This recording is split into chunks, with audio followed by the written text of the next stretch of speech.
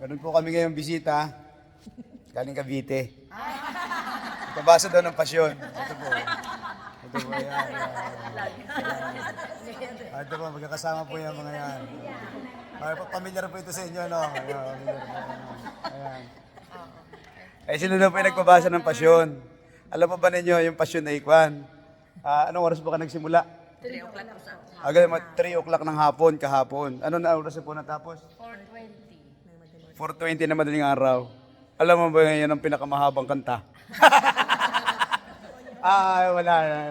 Meron daw, tawag doon? Nagpahaba ng kanta. May Amerikano. Haba ng kanta. Siguro yung mga kwan. Mga 15 minutes kumanta. Haba. Yung hapon. Mga kalahating oras. Haba. Kumantay Pilipino. Akin ang taraway pasyon. Maghapon na hindi pa tapos. Pinakamahaba na kanta ay yung pasyon. Walan siya yan. Sila po. Ito po ang nanay. Yan po ay teacher.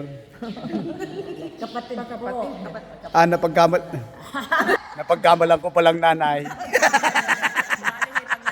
Ay, kapatid pala yun. Kapatid, bali. Ano nyo po ito? Kapatid. Kayo po yung magkakapatid. Hipag-isiga. No? Yung pala. Hindi po taga-rinig, hindi ko kilala. Pasensya na. Ito po, nagpabasa ng pasyon. Bumisita po sa amin. Siya po ang nagpabasa ng pasyon. Babalik na po siya ngayon sa Cavite. Tama po, no? Opo. Sumimpa lang po ngayon. At pagkatapos ay, uuwi na rin. Dumaan po kay Mama Mary.